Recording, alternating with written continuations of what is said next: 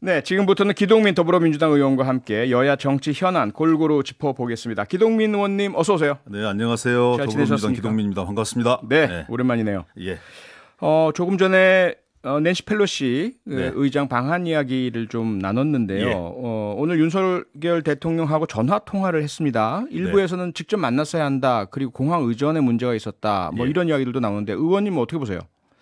일어나서는 안 될 일들이 아주 비상식적으로 많이 일어나고 있는 형국인 거죠. 예. 그러니까 바이든과는 또 다른 차원에서 미국 정치의 상징이고 의회 지도자이고 네. 권력 서열 3이라고만 얘기하기에는 또 다른 상징성들을 상당히 가진 정치인인데 네. 이렇게 홀대할 수가 있는 걸까? 우리나라 이렇게 윤석열 대통령의 대외 정책은 뭔가, 네. 전략은 뭐냐, 여기에 대해서 심각한 의심을 하지 않을 수 없는 거고요. 예. 미국 중심 한미동맹 그렇게 줄기차게 외쳤는데 그런 정도의 상징을 가진 사람을 패싱한다. 대단히 기분 나쁠 것 같아요. 미국 입장에서는. 네. 의회가 농락당했다 이렇게 생각할 수도 있는 문제입니다.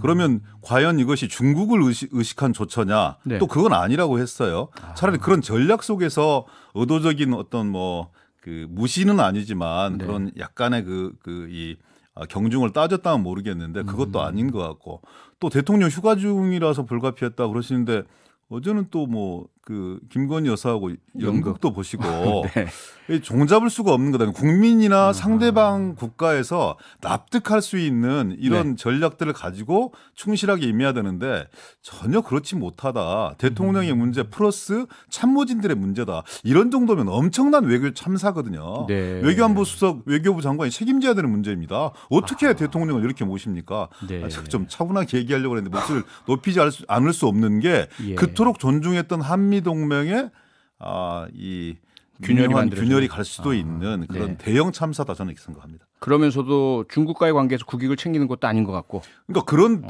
이 중국 전략이라든지 대외 전략이 명확하게 쓴 가운데 네. 이렇게 호흡을 조종한다든지 의전을 조종한다든지 이랬으면 또 별개의 문제인데 그래 보이지도 않습니다. 알겠습니다. 네, 지금 기동민 더불어민주당 의원과의 인터뷰 역시 유튜브로 생중계되고 있습니다. 유튜브에서 표창원의 뉴스 아이킥을 검색해서 들어와 주시면요. 저희 모습 직접 보실 수가 있고요. 또 여러분께서 남겨주시는 소중한 댓글, 의견 실시간으로 저희가 다 확인을 하고 있으니까요. 많은 참여 부탁드리겠습니다. 이제 민주당 이야기 좀 해보겠습니다. 전당대회 예비 경선 결과 1, 2위가 박빙이었다 이런 이야기. 네. 그런데 또 일부에서는 그건 알 수가 없는 건데 어떻게 그 얘기가 나오냐 이런 얘기도 있고요. 예. 그러면 의원님께서는 솔직하게 지금 이 상황에서 어대명은 아니다. 변화 가능성이 있다 이렇게 보세요? 실제로? 그러니까 이제 전당대회 예비 경선을 했는데 예. 상당히 의외의 결과가 나온 거잖아요. 네. 그래서 결과를 알 수 없다는 얘기도 맞고 예. 1, 2등이 박빙이었다 이런 얘기도 저는 맞다고 생각합니다. 그래요? 대체적인 정치권의 불문율들이 있습니다. 예. 정확한 결과는 공개되지 않지만 어느 정도 분위기였다는 건 나오거든요. 감지가 이렇게 그렇습니다. 된단 말이죠. 중앙위원회가 항상 이변이 속출했던 게 중앙위원회입니다. 예. 이번 같은 경우에도 이변이 속출한 것이죠. 어찌 보면 상당한 조직적 기반을 가지고 있는 후보가 탈락한 경우도 있고 상당한 대중적 지명도를 가진 후보가 탈락하기도 했고 예. 강훈식 후보 같은 경우는 사실 정치권에서는 상당히 이름이 있는 사람이지만 내부에서 국민적으로 보면 대단히 무명의 정치인인 거잖아요. 예. 그것을 통과했어요. 네. 왜 그럴까? 그건 이제 중앙위원회가 가진 전략적 기능 때문에 그렇거든요. 3명을 어떻게 국민들한테 포장해서 선보이면 네. 좀 더 모양새 좋은 그리고 좀 더 새롭고 넓어진 포용력 있는 민주당이 될까 하는 전략적 사고의 결과가 3명으로 압축되었다고 저는 생각을 하고요. 네. 지금 말이 이제 어대명 네. 또 오대박이라는 얘기도 있습니다. 오대박이요? 오늘부터 당대표는 박용진. 또 이대식이란 말도 있습니다. 이제부터 당대표는 강훈식 이렇게 해가지고 조가 남발하던데요. 네. 저는 항상 그 전당대회는 이변과 파란을 동반합니다. 네. 그리고 우리 당은 조금 더 새로워지고 조금 더 혁신해야 된다고 생각합니다. 왜냐하면 5년 전에 우리 당에 인재들이 꽤 많았습니다. 네. 근데 지금은 이재명 후보 원탑이에요. 근데 저쪽은 보십시오. 우리가 노세한 정당이다 그리고 좀 이렇게 기본이 안 잡힌 정당이다 야유하고 있지만 네. 한편에서는 4명의 대선 주자가 그대로 살아있는 정당입니다. 예. 오세훈, 예. 안철수, 네. 유승민, 홍준표. 거기에다가 35세에 지금은 시끄럽지만 네. 당대표가 있는 거고요.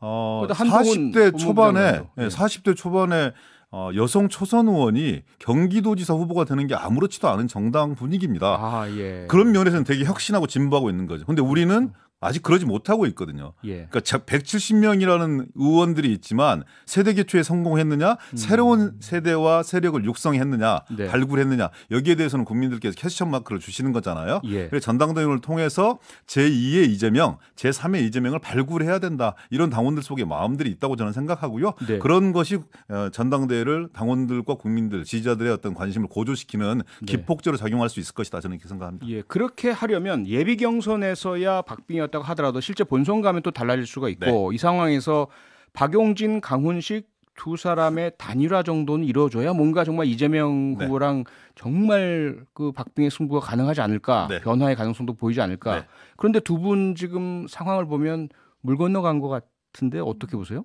단일화는? 단일화는 항상 힘듭니다. 네. 예전에 그 윤석열 후보하고 안철수 후보 단일화 보십시오. 네. 막 뭐 죽을 듯이 싸우다가 막판에 손잡는 그런 식의 단일화는 저는 적절치 않다고 생각합니다. 예. 다만 이제 당내 두 가지 흐름이 있더라고요. 하나는 어차피 아까 제가 말씀드렸듯이 제2의 이재명, 제3의 이재명을 키워내고 발굴하고 육성하는데 주력해야 되는데 두 사람 다 공평하게 기회를 줘야 되는 거 아니냐 이런 흐름들도 하나가 있고요. 예. 또 하나는 그래도 전당대회를 좀 더 엑사이팅하게 만들어내고 그리고 이 이재명 후보와 함께 더불어서 네. 당의 또 다른 강력한 흐름들을 만들어낼 수 있는 비판적인 견제 세력들을 만들어내는 것들이 중요하다. 그렇기 때문에 단일화 꼭 해야 된다. 이 접점 속에서 두 후보가 고민하고 있는 걸로 저는 알고 있고요. 예. 닫아놓을 문제가 아니다. 이렇게 생각합니다. 네. 그나저나 뭐 당내든 당 바깥에서든 가장 많은 관심은 이재명 후보가 계속 안고 가고 있는 사법 리스크. 여기 지금 배우자 김혜경 씨의 법인카드 유용 문제 계속 이제 수사 내용이 뭐 언론에 흘러나오기도 하고요. 네. 이런 문제들이 발생하고 있고 여기에 대해서 이제 이재명 후보는 수사 당국이 이달 안에 마무리하겠다고 예고한 것 정치 개입이다 이런 비판을 하면서 지금 반발을 하고 있습니다. 어떻게 보고 계십니까? 정치 개입 맞죠. 명백한 정치 명백합니까? 개입이죠. 왜냐하면 과거에 검찰이 그런 그 흘리기식 수사 이런 것들 많이 했는데 예. 경찰 좀 이렇게 지원해주고 또 경찰국 신설 이렇게 하면서 정권의 탄압을 받아서 네. 뭔가 또 새로운 차원의 방어벽도 필요하겠다는 생각을 하지만 이런 모습을 보면 과거에 경찰이 가졌던 혹은 과거에 검찰이 가졌던 잘못된 습성 정치권을 망신주기 하고 특정 정파에 이로운 이런 정치 수사 행태, 생중계식 행태 이건 지탄 바다 마땅하다고 저는 생각하고요. 예. 수사를 하려면 빨리 수사를 해서 결과를 내놓고 국민적 판단을 받는 게 맞지. 네. 질질 끌어가면서 모든 사실들을 흘려가면서 마치 전당대회가 8월 28일인데 전당대회에 영향을 미칠 수 있다는 식의 뉘앙스 대단히 부적절하다. 저는 네. 이렇게 생각합니다. 네, 그러한 이제 소위 말하는 언론 흘리기 네. 이 부분의 부적절성이야 뭐 누구나 다 공감을 하실 것 같고 네. 문제는 실체죠. 계속해서 불거진 의혹들 과연 결과적으로 기소가 될지 또 재판에서 어떻게 판결이 네. 이뤄질지 이 부분 어떻게 보세요? 모든 것들이 다 기득권들의 음해고 또는 만들기고 조작이고 이런 것이라고 보십니까? 아니면 저는요. 문제가 있다고 보십니까? 좀 이 분리해서 좀 봐야 되는데요. 예. 너무 과도한 측면들이 있습니다. 5건 정도로 지금 이재명 후보가 수사를 받고 있는 과정은 네. 대정당을 필두로 해서 예. 법화 문제 등 포함해서 5건 정도를 무차별적으로 수사를 받고 있어요. 예. 대장동 수사를 검찰에서 또다시 재수사 들어간다 이런 얘기도 나왔어요. 인디언 기후제식 아닙니까? 아하. 비 올 때까지 터는 거 아니에요? 뭐 나올 때까지 터는 거 아니겠습니까? 네. 저는 형평성이라도 좀 갖추었으면 좋겠다. 최소한 검찰, 경찰 그렇게 살아있는 권력, 감사원 살아있는 권력을 수사해야 된다. 이런 얘기를 많이 하는데 네. 살아있는 권력, 예를 들어서 대통령은 뭐 그런 이 면책 특권이 있으니까 그렇다고 치고 대통령의 부인인 김건희 여사에 대한 의혹, 도이치모터스 주가 조작 사건이라든지 예. 아니면 또 아크로비스타 뇌물 사건이라든지 공문 사문서 위조 공모 혐의라든지 그리고 학경력 허위 경력 위조 사건 이런 부분들에 대해서 단 한치나 진전이 있습니까? 아무런 얘기가 없는 거 아니겠습니까? 예. 한 차례 서면 조사했다 이런 얘기 외에 아무것도 없어요. 장모 최은순 씨에 대한 수사 역시 저는 마찬가지라고 생각합니다.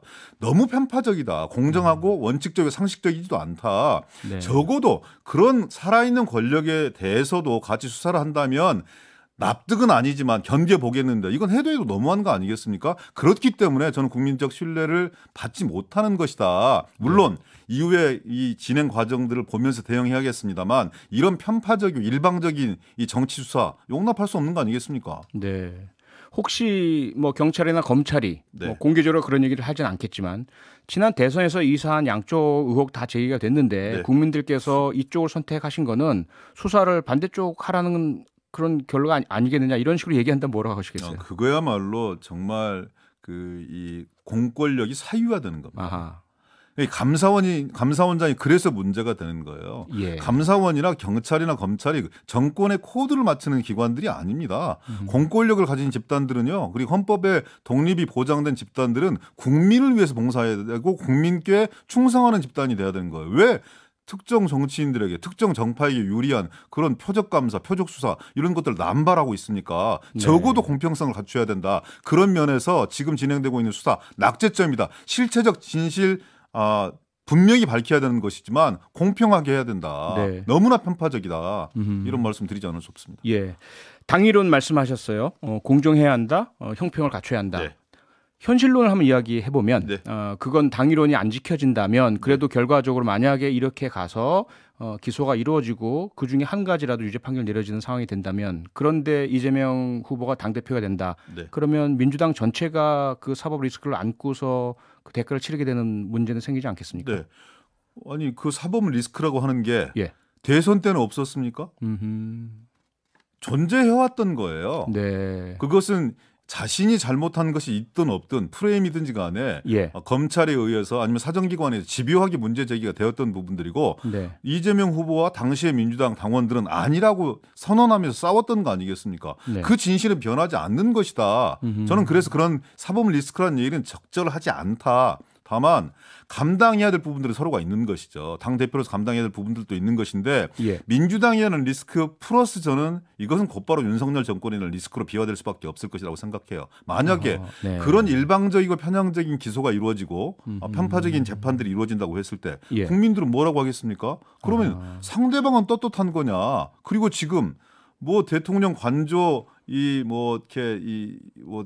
공사 예. 시작하는 것부터 시작해서 예. 건진법사 이권 개입 의혹부터 시작해서 네. 정권 출범한 지 석 달이 안 됐는데 이런 추문들이 나온 적은 없습니다. 예. 이렇게 살아있는 권력들에 대해서 관대한 사정기관들이 일방적인 법 집행들을 진행을 했을 때 네. 과연 국민들이 그것을 받아들일 수 있는 것이냐. 민주당에 대한 리스크도 끝나지 않을 것이다. 정권에 대한 리스크로 비화될 수밖에 없을 거다. 저는 이렇게 단언합니다. 알겠습니다. 앞서 뭐 경찰, 검찰뿐만 아니라 감사원 문제도 지적을 해주셨는데 최재해 감사원장, 감사원의 직무가 대통령의 정책을 지원하는 것이다. 이런 얘기를 했다가 지금 상당히 많은 반발 불러를 일으키고 깜짝 있고. 놀랐습니다. 거기 앉아 기동민 의원님께서 감사원장 사퇴 촉구 결의안을 제출하셨죠. 네, 그렇습니다. 김도우 법사위원장 국민의힘 네. 역시 깜짝 놀란 모양이던데 네. 국민의힘 의원들도 이 부분 동의를 혹시 하고 계신가요? 그분들 되게 미묘하실 거예요. 미묘하십니까? 왜냐하면 최재해 감사원장이 예. 문재인 정부에서 임명된 사람이거든요. 예. 임기가 꽤 남아 있습니다. 네. 그들식으로 하면 감사원 이외에 다른 기관이 있었으면 그 기관을 동원해서 아마 감사원을 감사했을 수도 있는 그런 상황이라고 저는 생각합니다. 네. 그래서 그분들은 아마 이렇게 생각할 거예요. 저 사람 겉으로는 우리 이 정권의 코드를 맞추는 체 하지만 속은 파란 사람일 거야 라는 의구심을 지우지 못할 거라고 저는 생각해요. 아하. 그래서 우리가 그걸 추진한다고 했을 때 어떤 예. 모 의원이 그러시더라고요. 기선배 빨리빨리 그냥 진행해버리세요. 윤석열 대통령 인사권 늘어난 거 아니겠습니까? 아하. 이런 어떤 이 우스갯소리를 하던데 네. 이중적인 마음의 잣대를 가지고 있을 것이다. 저는 논의는 해볼 수 있다고 생각합니다. 다만 예. 사퇴 촉구 결의안의 대체적인 내용이 네. 감사원의 직무 독립성과 정치 중립성을 위반한 이 최재해 감사원장에 대해서 탄핵을 촉구하는 것이기 때문에 예. 사퇴 결의를 촉구하는 것이기 때문에 여당으로서 그걸 받아들이기는 쉽지 않을 것이다. 근데 속마음으로는 잘한다 이러고 있을 수 있다. 근데 우리 입장에서는 예. 그 사람을 어디서 임명을 했던 서로 문재인 정부에서 임명을 했다 하더라도 그 감사원장의 직분에 충실하지 못하면 이런 절차를 밟아 나가지 않을 수 없다. 그게 국민의 명령이라고 생각합니다. 네. 지금 말씀하신 것처럼 감사원 현재 국민권익위원회 전현희 위원장에 대한 집중적인 타겟 삼아서 감사를 하고 있고요. 또 탈원전 문재인 정부 이 네. 특별감사도 진행 중이고 이런 부분에 대해서 이 감사원이 편향적이다 이렇게 보고 계신다 말씀이죠? 편향적인 정도가 아니라 도를 예. 지나쳤다. 그리고 예. 감사원을 완전히 정권의 충견으로 만들어버린 거예요. 아하. 예를 들어서 바로 오늘 저희가 10초 남았습니다. 어떤 사람이 네. 정권의 핵심 관계자가 감사를 촉구하고 그 다음날 감사를 들어가는 기관이 감사원입니까? 적어도 감사원장이라면 네. 기획을 하고 있는 감사가 있더라 하더라도 그런 정치적 오해가 발생할 수 있는 일들이 있으면 감사원을 보호하기 위해서 일정을 조정을 해야 됩니다. 알겠습니다. 이렇게 무도하게 하는 집단이 어디 있습니까? 그만두기 오늘 마땅합니다. 오늘 말씀 여기까지 듣겠습니다. 기동민 의원이었습니다. 수고하셨습니다. 네, 고맙습니다. 평일 저녁 6시 5분에 여러분을 찾아갑니다. MBC 라디오 표창원의 뉴스 하이킥.